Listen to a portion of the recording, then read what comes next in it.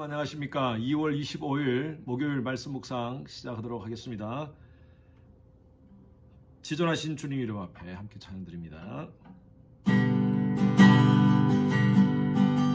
지존하신 주님 이름 앞에 모두 무릎 꿇고 다 경배해 거룩하신 주님 보좌 앞에 엎드려 절하세. 예수는 그리스도, 예수는 주, 하나님의 영으로 경배드리리. 예수는 그리스도, 예수는 그리스도, 예수는 주, 하나님의 영으로 경배드리리.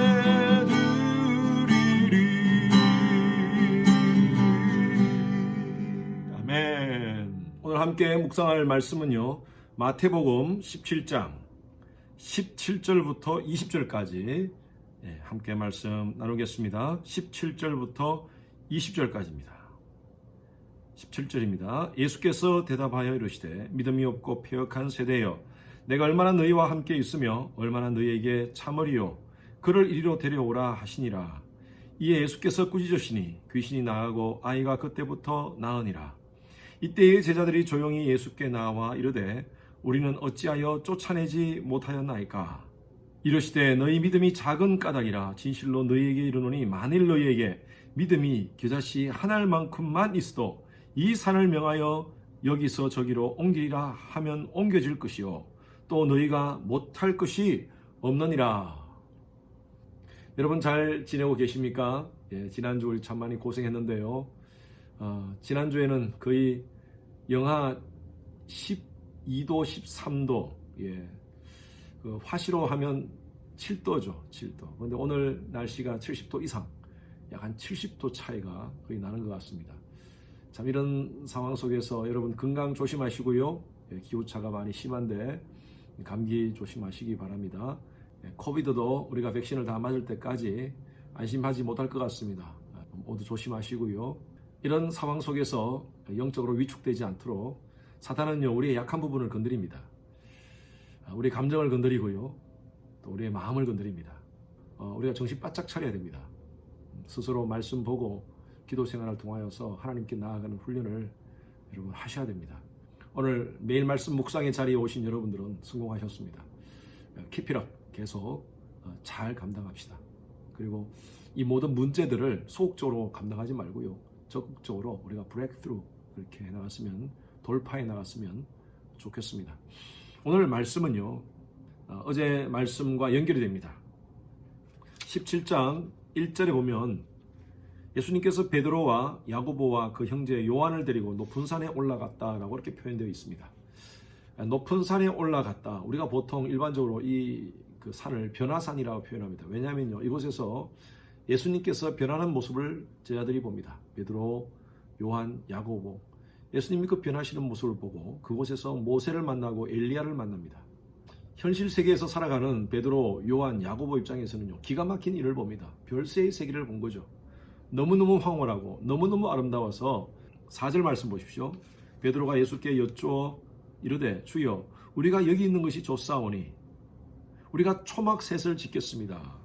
하나는 주님을 위하여, 하나는 모세를 위하여, 엘리야를 위하여 짓겠습니다. 이 말은 뭐냐면 여기 삽시다. 너무 좋습니다, 예수님. 천국 같은 곳입니다. 라고 이렇게 얘기를 합니다. 그러나 이들은요, 이곳에 있을 수가 없었습니다. 한편 예수님께서 변화산에서 제자들과 함께 같이 이렇게 시간을 보내는 동안 나머지 제자들은 무엇을 했을까요? 그것이 바로 오늘 말씀에 나옵니다. 예수님께서 산 아래로 내려왔을 때 한 사람이 예수님 발 아래 엎드려서 무릎 꿇고 사정을 합니다. 이 사람의 아들이 귀신이 들려서 간질병으로 고통을 당하고 있었습니다. 9명의 제자들에게 그 아이를 데리고 가서 기도를 해달라고, 이 귀신을 쫓아내달라고 기도를 부탁해요. 그 9명의 제자들이 있었지만 아무 능력도 나타나지 않았습니다. 그래서 이 아버지가 예수님이 내려오시는 것을 보고 예수님 발 아래 엎드려서 이렇게 부탁을 합니다. 주여 내 아들을, 15절입니다. 주여 내 아들을 불쌍히 여기소서. 그가 간질러 심히 고생하여 자주 불에도 넘어지며 물에도 넘어지느니라. 내가 주의 제자들에게 데리고 왔으나 능히 고치지 못하더이다 라고 이렇게 얘기를 합니다. 내 아들을 고쳐달라고 제자들에게 부탁을 했는데 제자들이 고치지 못하였습니다 라고 이렇게 얘기를 하니까 예수님께서 말씀하세요. 제자들에게 말씀하시는 겁니다. 믿음이 없고 패역한 세대여, 내가 얼마나 너희와 함께 있으며 얼마나 너희에게 참으리요. 오늘 이 본문 말씀의 문맥을 보면요, 17장 앞부분과 또 오늘 본문 말씀의 뒷부분에 보면 예수님께서 곧 십자가를 지실 것을 예고하셨습니다. 이제 모든 것을 제자들에게 맡기고 떠나야 되는 상황인데 제자들이 아무 능력도 행하지 못하는 것을 보고 안타까워하셨던 것이었습니다. 우리가 왜 능력을 행하지 못했습니까? 라고 예수님께 물으니까 예수님께서 이렇게 말씀하셨어요. 20절입니다. 만일 너희에게 믿음이 겨자씨 한 알만큼만 있어도 이 산을 명하여 여기서 저기로 옮겨지라 하면 옮겨질 것이요. 겨자씨만한 믿음만 있다면 엄청난 일을 행할 수 있다는 말씀을 하십니다. 여러분, 겨자씨는요 굉장히 작습니다. 언젠가 제가 겨자씨를 본 적이 있는데 겨자씨가 정말 점같이 작더라고요. 그러나 그 겨자씨는 작지만 땅에 심어서 그것이 나무가 되면 굉장히 크게 자란다고 합니다. 예수님께서 여러 가지 많은 것들을 비유할 수 있는데 모래 같은 믿음, 바위 같은 믿음 뭐 이렇게 표현할 수 있는데 왜 겨자씨에 비유했을까요? 겨자씨는 너무나 작습니다.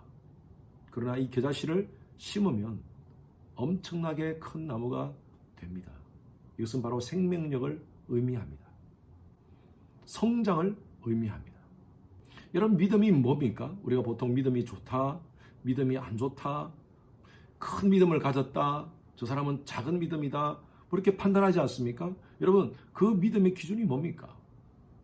우리가 일반적으로 믿음에 대해서 교회 생활 열심히 하고 봉사 열심히 하고 성경 보고 기도하고 그렇게 꾸준히 하면 믿음이 좋은 사람이라고 얘기를 합니다. 그런 믿음이 좋다는 말이 무슨 말일까요?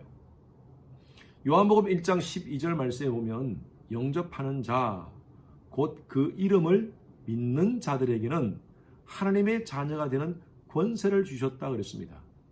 여기에서 보면요, 예수 그리스도를 영접하는 자가 바로 믿는 자입니다.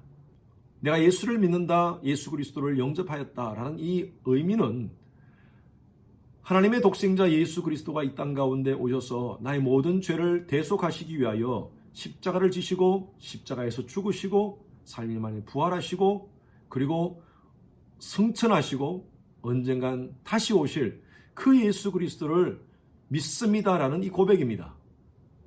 그리고 그 예수 그리스도를 믿는다는 것은요, 그 예수가 지금도 여전히 내 가운데 살아 계셔서 성령으로 함께 하신다는 것을 믿는다는 겁니다. 예수님께서 많은 비유들 가운데 겨자씨를 비유한 이유가 바로 그겁니다. 진짜 예수 그리스도가 나의 구세주임을 믿고 그리고 그분이 언젠간 다시 오심을 확실히 믿는다면 우리가 이렇게 살 수가 없죠. 변화된 삶을 살아야 되는 것입니다. 성장하는 삶을 살아야 되는 것입니다. 예수님께서 겨자씨에 비유하신 것은 생명력을 강조하시기 위해서입니다. 역동성입니다. 저는 두 가지 의미로 한번 말씀드립니다. 첫 번째로는요, 자라는 믿음입니다. 그 예수 그리스도를 나의 구세주로 영접했다는 것은 내 속에 예수의 다스림, 예수의 통치를 내가 인정하는 것입니다. 그렇다면요, 우리의 삶은 늘 성장해야 됩니다. 우리의 아이들이 어릴 때 자라야 됩니다. 자라지 않으면 우리 부모들이 얼마나 염려하고 걱정합니까? 초등학교를 다니다가 그 다음에는 중고등학교를 가야 되고요. 그리고 대학교를 가야 되고요. 그리고 청년이 돼야 되고요. 장년이 돼야 되고요. 시간이 지나면 지날수록 성장해야 됩니다. 그게 부모들이 원하는 것입니다. 그런데 만약에 아이가 그 모습 그대로 있다면 부모로서 우리가 얼마나 답답하겠습니까? 고착 상태라는 말이 있습니다. fixation. 영적으로도 마찬가지예요. spiritual fixation 가운데 있으면요, 하나님께서 얼마나 답답하시겠습니까? 그래서 우리의 믿음은요, 날마다 성장하는 믿음을 가져야 됩니다. 겨자씨처럼 우리는 날마다 성장해야 됩니다. 여러분, 어제의 믿음, 그저께의 믿음이 아니라 이제 오늘 내 믿음은 새로워져야 됩니다. 더 하나님께 가까이 가야 되고요, 하나님에 대해서 더 깊이 알아야 되고요, 그리고 삶을 그렇게 살아야 됩니다. 첫 번째로는요, 성장하는 믿음이고, 두 번째로는요, 열매 맺는 믿음입니다. 겨자씨가 성장하면서 겨자의 열매를 맺듯이 우리도 마찬가지입니다. 우리의 신앙이 열매를 맺어야 됩니다. 그 열매는요, 두 가지로 나타납니다. 하나는 인격적인 열매, 하나는 능력적 열매입니다. 능력적 믿음은요, 이건 은사로 나타날 수가 있습니다. 방언이나 또 각종 예언이나 병고침이나 이런 것들을 통하여서도 나타날 수 있지만, 사랑, 희락, 화평, 인내, 자비, 양선, 충성, 온유, 절제, 이런 열매들이 우리 삶 가운데 나타나는 것입니다. 그래서 여러분, 우리가 열매 맺는 믿음은요, 인격의 변화, 그리고 우리의 삶 가운데 은사적인 변화가 분명히 따라오게 되어 있습니다.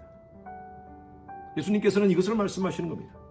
우리가 이 땅 가운데 신앙생활을 하면서 겨자씨 같은 생명력 있는 그런 믿음을 가진다면 우리 자신도 변하고요, 주위의 사람들에게 많은 선한 영향력을 끼칠 수 있지 않겠습니까? 그러한 믿음을 갖는다면 우리가 정말 예기치 못하는 놀라운 기적도 경험할 수 있다는 것입니다. 우리 오늘 맨말목에 오신 여러분들, 열매 맺는 믿음, 성장하는 믿음, 생명력 있는 믿음을 가지고, 겨자씨와 같은 그런 믿음을 가지고 아름답게 성장하시는, 또 열매 되시는 우리 모든 성도님들 되시기를 주님의 이름으로 축원합니다. 기도하겠습니다. 주님, 감사합니다. 오늘도 말씀을 통하여서 하나님의 말씀 듣습니다. 우리 각자가 진정한 믿음을 갖기를 원합니다. 겨자씨 같은 그런 생명 있는 믿음을 갖게 하여 주시옵소서. 그래야 해서 성장하고 열매 맺는 믿음을 통하여 우리의 모습들을 통하여 예수 그리스도가 드러나는 그런 귀한 삶이 되게 하여 주시옵소서. 각자의 삶 속에 여러 가지 많은 기도의 제목들이 있습니다. 하나님, 이런 겨자씨 같은 그런 믿음을 가지고 하나님 앞에 기도할 때에 주시는 놀라운 기적적인 은혜를 경험하는 그런 우리 성도님들 가정 되게 하여 주시옵소서. 감사드리며 살아계신 예수 그리스도 이름으로 기도드렸습니다. 아멘. 목요일 기도 제목입니다. 미국과 한국의 위정자들과 리더십이 하나님을 경외하고 지혜와 분별력으로 나라를 잘 이끌어갈 수 있도록 하나님께서 함께 해달라고 기도해 주시고요. 나라가 미국도 마찬가지고 한국도 마찬가지입니다. 보수와 진보 간의 진영 갈등으로 여러 가지 많은 혼란 가운데 있습니다. 하나님께서 불쌍히 보시고 평강을 달라고, 평화를 달라고 여러분 기도합시다. 코로나 바이러스로 인해서 우리 성도님들의 신앙이 위축되지 않도록, 우리 성도님들이 오히려 이런 상황 속에서 더 믿음에 견고하게 설 수 있도록 여러분 기도해 주시기 바랍니다. 우리 윤성철 선교사님, 김영수 간사님, 또 김영섭 선교사님을 위해서 중보하며 기도하시겠습니다.